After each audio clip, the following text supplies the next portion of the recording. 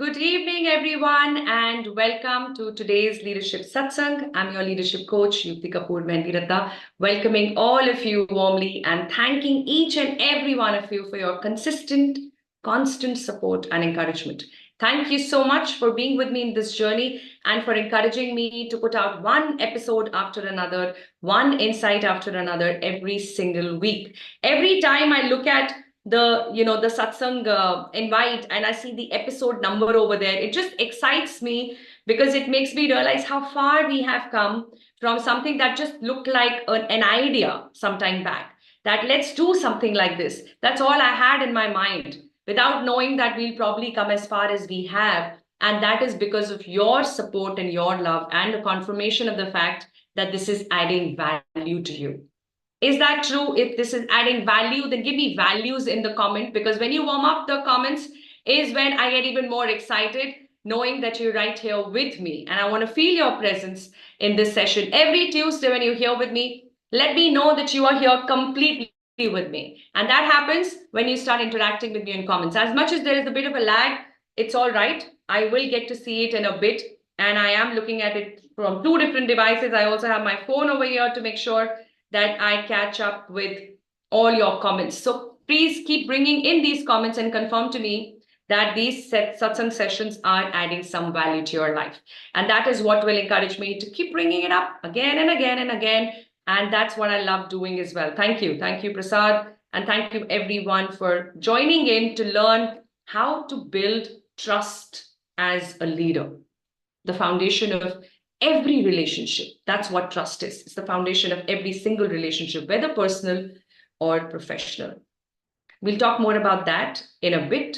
First, we have to bring ourselves into this moment completely. And how do we do that? We do that the way we always do. And that is by chanting Om together.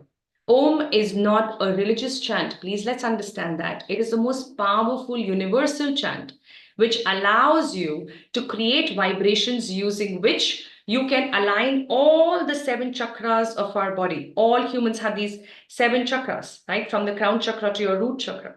So you have crown chakra, you have a third eye, you have throat chakra, you have heart, then you have solar plexus just below your chest, you have hara, which is just below your navel, and you have root chakra, which is around your genitals. All these 7, when aligned in one line, is when we are at our utmost power. The power that we truly possess. The power to be a superhuman that each one of us can be if we choose to be, if we prepare ourselves to be that.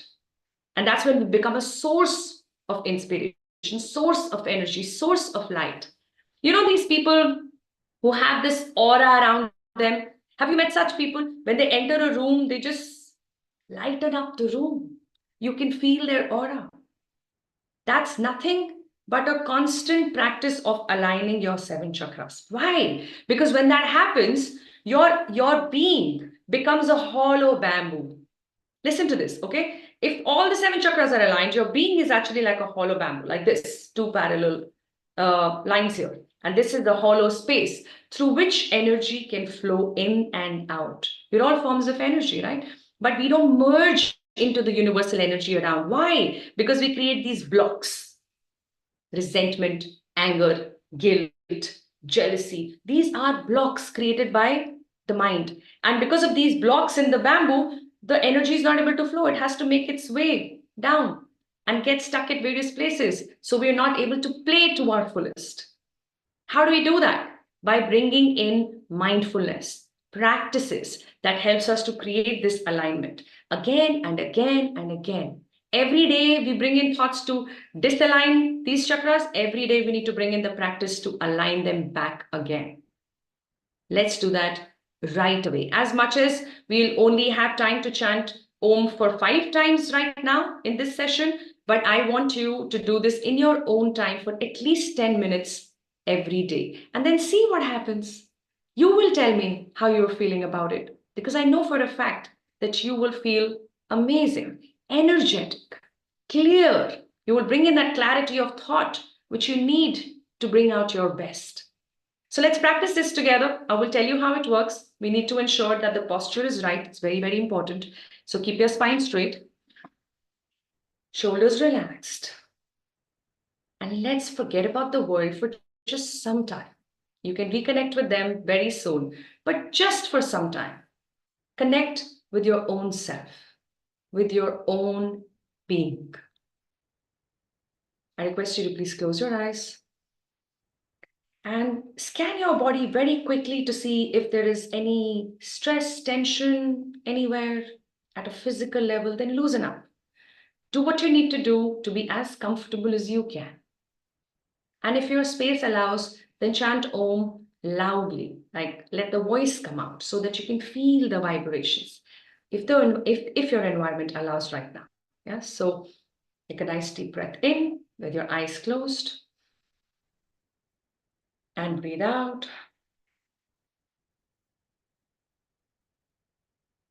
And breathe in once again. And breathe out. And the next time you breathe in, prepare yourself to chant as you breathe out. We'll say A, O, M, the 3 syllables of Om. Let's breathe in.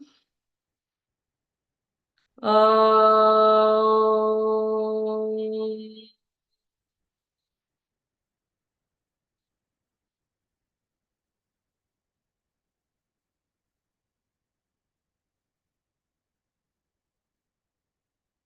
Om.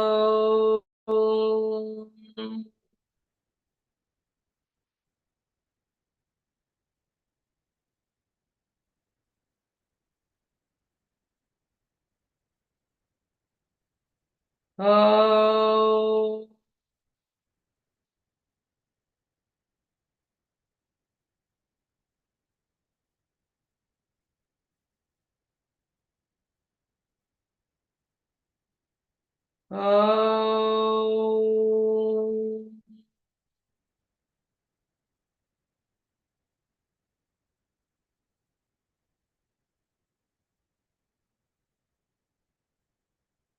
Om.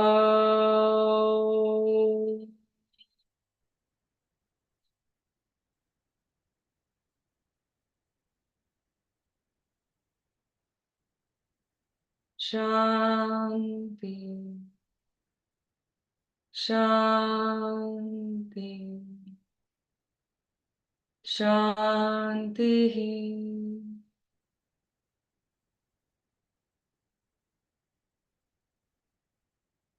Please rub your hands together and place them on your eyes and face and ears and throat and shoulders and entire body. And slowly come back. And as you come back, I would love to know how you're feeling. How are you feeling right now? And where are you joining me from? Let's have that too, so that I can welcome you once again. Pandurangan, Shilpa, so good to have you here. Hoishi, fantastic. I don't think you missed a single session till date, Hoishi. I have to give it to you. Hats off to your hunger to learn. Really, really impresses me. Ashok, welcome, welcome, Ashok. Manjulata, Salim, so good to have you here. Jay Kumar, Prasad, you're all my tribe. It's so good to have my tribe here every single week. Mamta is here, fantastic. Ravi, thank you so much for being here. I'm glad, and I really do want to welcome all of you to learn how to build trust as the foundation of your relationship, how to build trust as a leader. That is a very, very important thing to learn. In fact, the most important thing that you can ever learn. But I have a question for you. Tell me, do you think that trust can be built? Do you think that if you lose trust, you cannot win trust again? Can you build trust with people? Because when it comes to trust, there are largely 2 mindsets, right? 2 categories of people. One category of people says that I trust people till they break my trust. Okay, that's one category of people. They say, I trust everybody till somebody breaks my trust. I trust people. That's one mindset. Another mindset says, I trust people only when they can earn my trust, which means I don't trust anybody till they do something enough to win my trust. Now, which one do you relate to? Which is your category? One or two? Give me one or two in the chat.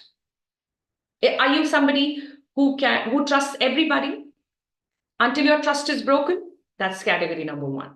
Category number two are people who cannot trust anybody till the trust is earned by them, till they can earn your trust. None of this is better than the other.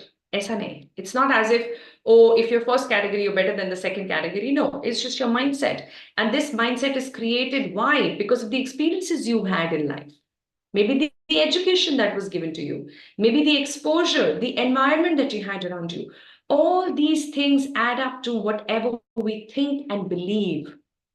It's a belief when it comes to trust, that somebody believes you should trust people till they break your trust. That's a belief. And a few other people could believe differently. Their belief is that don't trust anybody, boss. It's not so easy to trust people. Don't trust anybody till they do something to earn your trust. And that is a function of the experiences you've had or things that you've been told from the environment that you've been a part of, the education that you've got. And all of that adds up to your entire belief system. And I'm taking trust as an example here to tell you how we develop these beliefs. Now, the next question I have for you is this. Whether you are in the first category or the second, how is this belief serving you? Is this adding peace to your life or is it taking away peace from your life? Think about it. Think about my question here. Is it more peaceful to trust people till they break my trust, or do I find more peace in not trusting anybody, being on my toes, on tenterhooks all the time, till somebody tells me to relax and tell me that I can trust them? Then I say, okay, so now I can trust you. Now I can be relaxed. Now this adds peace to my life, my mind. Are you getting what I'm saying? So if you have a belief that is not adding peace to your life, then question the belief. Question it. When it comes to trust, the right answer to the first question I asked about whether it can be built or not, the right answer is yes, it can.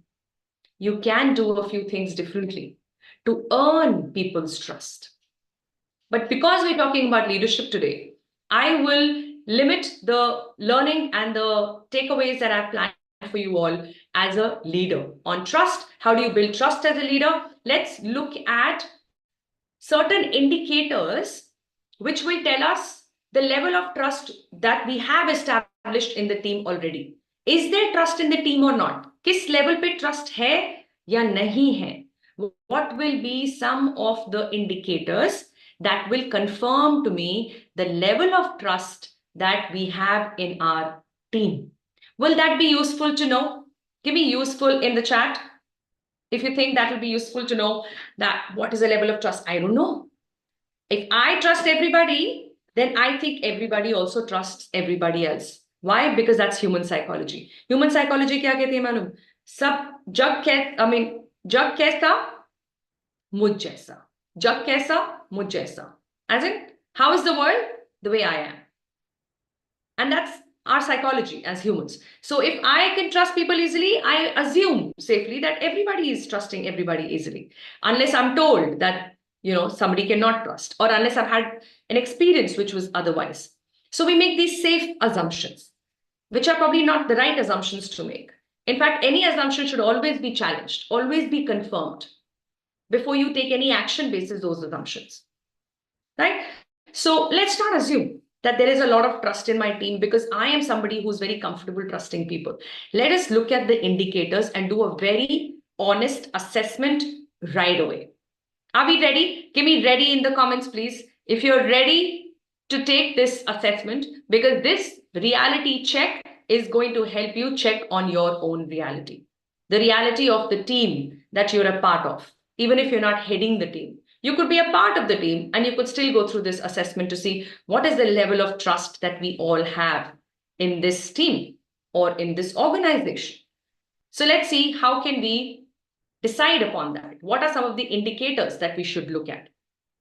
Now, I have 5 questions for you, and I want you to answer them one at a time as I take you through. The first is, do your team members openly and readily disclose their opinions? Listen to it carefully. Don't be in a hurry to answer, because the idea is not to say the right thing. The idea is to say the way it is happening. Look at what is happening. Are the members of your team open and ready to disclose their opinion? Are they ready to share their opinion? Are they comfortable to do so? Give me a yes or no in the comments, please. Give me a yes or no, and it's all right. Whatever the situation is, I'm going to leave you with very clear thoughts on how to build trust. Okay, we're going to work on that together. So let's first look at how it is. If I don't know how it is, I can't get to any better state, right? So awareness, acceptance is the first level for improvement. It's the first step towards any improvement. All right, so is that a yes or a no? Amit, Salim, Prasad, Naveen, what do you think? Mamta?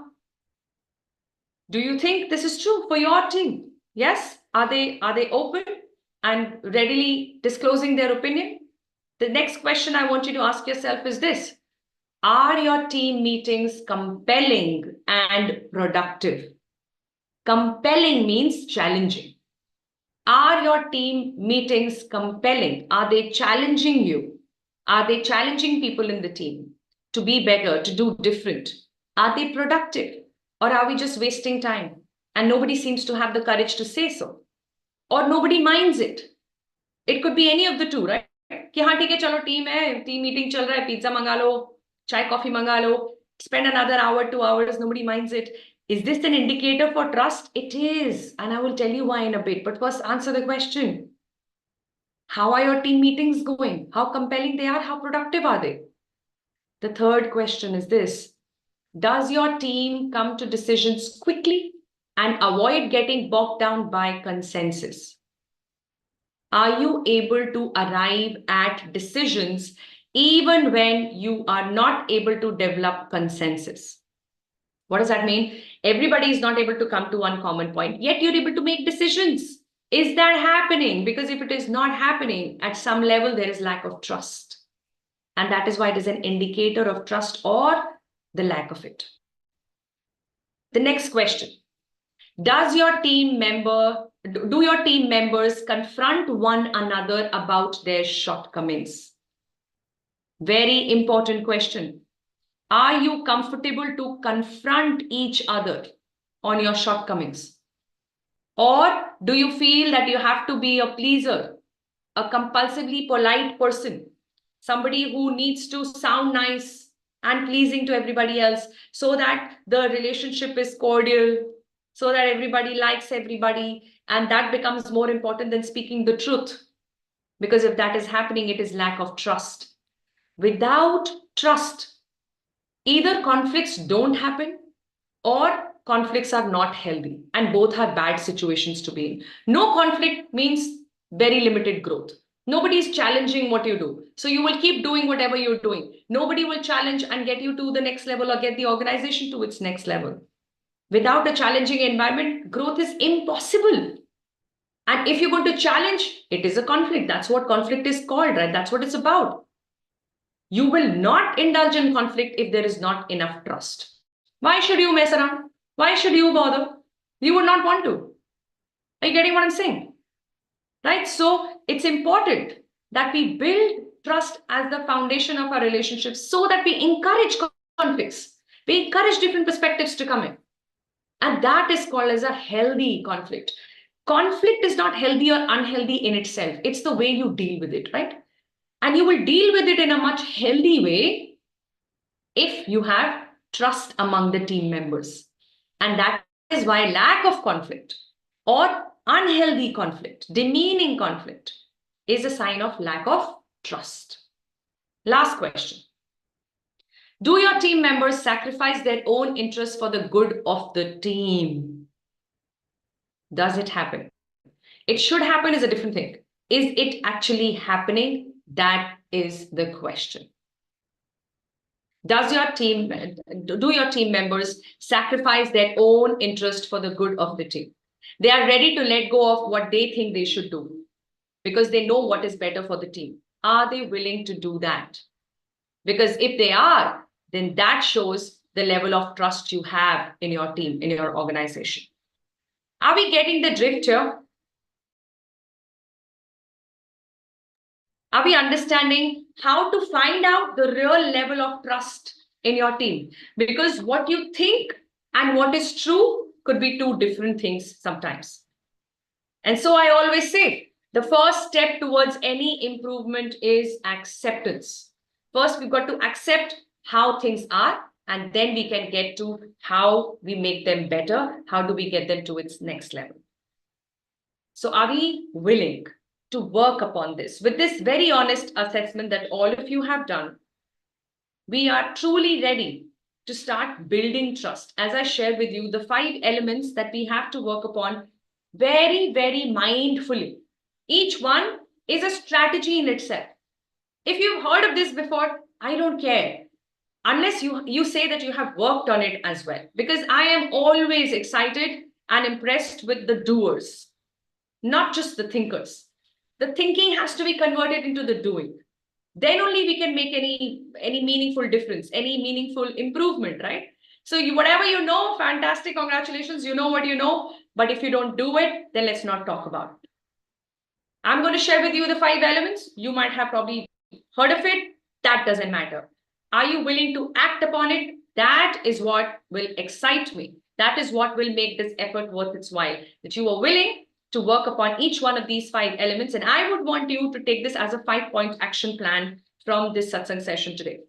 What are you going to do on each one of these elements to take the responsibility and ownership of your team and bring in that trust? Sow the seed of trust by working upon these 5 elements yourself first, and then finding ways to encourage the team to come together and start working on these elements. Now that we've seen the indicators that can tell us the level of trust we have, let us see how we get it to our next level. How do we move to our next level?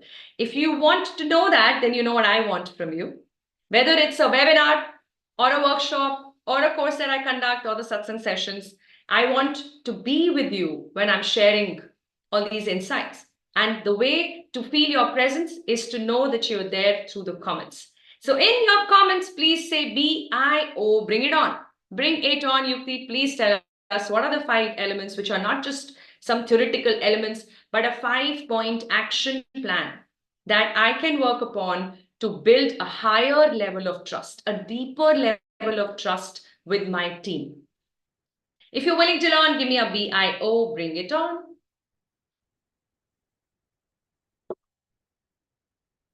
Okay, looks like you really do want me to bring it on. And if that's true, then let's get ready for this 5-point action plan. Like I said, we've got to act upon it. We've got to make sure that we start doing a few things differently as I take you through these 5 elements. The first is intent. Intention. Intention is never visible.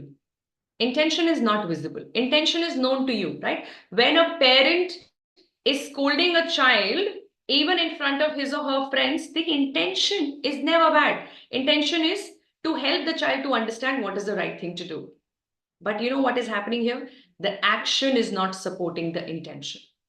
So you need to have the intention when you are building trust. The intention is for you to think about others. Do you think about others and not just your interest, not just what you want? Are you willing to think about what others want? What are their aspirations? What will help them? How can they grow? When you think for them, when you think about them, that intention sows the seed of trust. But it needs to be backed by action. I'm going to say this every time I talk about intention in any forum or topic.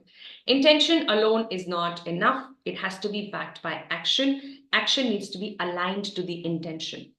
But here I am bringing to your notice the need to have the intention to go beyond yourself, beyond your own good, beyond your own popularity or your own success and growth. How much are you thinking about your team members? And I don't have to specify in this forum to my tribe that you don't need to be the head of a division to do what I'm asking you to do. You need to be a part of that division, part of that team. And that's why the community that I nurture so passionately on WhatsApp, I chose to call it SCL Mastermind. That's the community I'm nurturing on WhatsApp. Now, what does SCL stand for? Silhouette Circle of Leadership. Silhouette is the name of my company. And Circle of Leadership, because leadership is always in the formation of a circle. So ये हमें mind से निकाल देना ये thought कि आप यहाँ पर हो और टीम यहाँ पर है. One is too many. That's not a team. That's not leadership in action at all. Leadership is in action when there is a circle formation and you are one of the pieces in this circle. You're one among them. You don't even have to be in the center of the circle. You're just one among them. Because when you create this formation, you give equal opportunity for everyone to contribute. What have you created? The space, an open space for people to contribute, to bring in their strengths as much as you bring in yours. But you don't have to be somebody who knows it all and does it all, because no one is good enough as all of us together. We know that, right? And yet we imagine leadership like this. One here and the rest of them there. It doesn't work like that. It never can. It never will. So bring in the intention to think about others, even if you're not the head of the team. Just because you are the part of the team, that intention sows the seed of trust. The second part of your action plan will be to work on your character. What do I mean by that? How you treat other people. How you treat others shows your character. Can you offer them respect that you expect for yourself? Can you treat them with respect even if they are junior, even if they are a low profile, even if you don't like them? Even then, can you be respectful? Can you be compassionate towards people? Can you do what you do with integrity even if everybody else is doing a wrong thing? Can you refrain from doing that wrong thing, getting carried away with herd mentality, group thinking, and focus on what you think is right? Sticking to that, that's character. That's character. And when you show that character, it is seen, it is noticed, it is visible. It attracts a deeper level of trust. People can trust you. Why? Because they know what they see is what they get. And that's a real character of a leader. I want you to identify parts of your character that you need to work upon. Listen, working on your character doesn't mean that you're characterless, okay? Characterless is a different thing altogether, and I don't know what that means. It can be a discussion for another day. But I do believe that no matter how good you consider your character to be, there is always scope to make it stronger, better, more predictable, not unpredictable, predictable. People should know that this is what Yukti can do, this is what Yukti can never do. She's not this person. She will never do something like this. That is your character becoming visible to everybody else. Do people talk like this about you? Unfortunately, a lot of leaders think unpredictability create करो. किसी को पता ही नहीं चलना चाहिए कि अभी आप चिल्लाओगे या तारीफ करोगे. Nobody should guess whether you're going to shout or you will praise someone. Be that unpredictable. Then everybody's on tenterhooks. That's leading by fear. And you know what? As much as you would not like to be led that way, no one does. No one does. Maybe they're tolerating you till they get a better job. And the day they do, they would never want to look at your face again. Let me tell you that that's the truth. That's the reality. So now you decide, what kind of leader do you want to be? Working on your character is work in progress forever. But when it comes to trust, it's about the way you treat people. Treat them the way you want to be treated. And don't assume that you do that already. Please don't assume that. If there is no plan in terms of working on your character, you've not got this plan in place properly. There has to be something more that you can do to add to your character and make it stronger, make it worthy of more trust from people. The third part of this plan is to bring in transparency. How willing are you to share information? The more you share, the more you learn. The more you share, the more things go off your plate. And अगर वो आपके plate से जाएंगी नहीं तो नई चीज आएंगी कैसे भाई? This whole mentality that people have now, that I'm not going to share what I know, otherwise I will become insignificant. It's such a small thinking, yeah. Think about it. That means you can't learn anything more. You can't do anything better. If you've learned 5 things, you will keep doing 5 things for 50 years, is it? Of course not, right? So what do you want to do? You want to quickly share the 5 you know and create that environment where everybody is open and willing to share what they know, and we learn from each other and we all get to the next level. That's how organizations become enterprises. That's how leaders become transformational leaders. They bring in transparency in whatever they do. The more transparent you are, the more people trust you. The fourth part of this plan is capability. You need to have the competence. How competent are you? How much ability, skill do you have to perform your work, your task? It's very difficult for people to look up to you as a leader if you don't know your stuff, right? So you need to be competent. You need to be very good at what you do at a skill level, right? To be able to deliver the results that you're asking from your team, right? So capability is something that can never be cut short. You can't cut corners here. You need to know your stuff as well as you can, right? And the fifth part of this building trust as a leader is reliability. बहुत missing है ये यार दुनिया में. बहुत कम लोग reliable है. Why? Because reliability is when you know how to keep your promises and commitments. But what we know better is how to make excuses and give justifications. That we know very well, right? And we can come up with excuses which sound very good, right? Very believable. You can trust the excuse, but the fact that I'm making an excuse will not let you trust me, because you don't know if you've told me something, will I do it or will I come with a new excuse? So either make excuses or deepen your relationships by building trust. They both can't go together. They can't go together. If you're not a reliable person, you cannot be trusted. It's as simple as that. I don't know if I've told you something, will that be done or not done? And that is why people will feel that it's better that I do it. Yeah, forget telling Yukti about it, because I have to go and keep checking with her again and again. Did you do it? Did you do it? Did you do it? If people are checking with you again and again, it's a clear indication of the fact that you have not come across as a reliable person. You have not lived up to your promises and commitments in the past. And that's where the work must happen, starting now, in this moment. So tell me, as I share this 5-point action plan with you, is your action plan ready? Do you have one with you? Give me got it in the chat. Say got it in the comments. If you think you've got it, you've got the action plan. How to balance between transparency and not be seen as vulnerable, Abhishek? Very good question. And I would love to take this up, but maybe we need to park it aside for today because that's all the time we have. But I do want to take this up. So the last week of the month, as you know, is an open Q&A, and I would want you to be the first one to ask this question because I'm very tempted to answer. But in the interest of time, we will conclude with this. And I want you to remember that trust can be created. Trust can be built as long as you have the intention, the character, the ability to be transparent, the capability to pull off your job, and the reliability that people expect from you so that they can truly, completely, deeply trust you. As leaders, if we can really earn something, it is people's trust on us. And I hope I've been able to give you some thoughts, some actionables to start working upon it to become a better, more effective, more efficient, and more impactful leader. Let's work with this till I see you next week with another important insight in the space of leadership and spirituality. Thank you so much for being here again for me today. I will see you very soon. Until then, take very good care of yourself. God bless you all.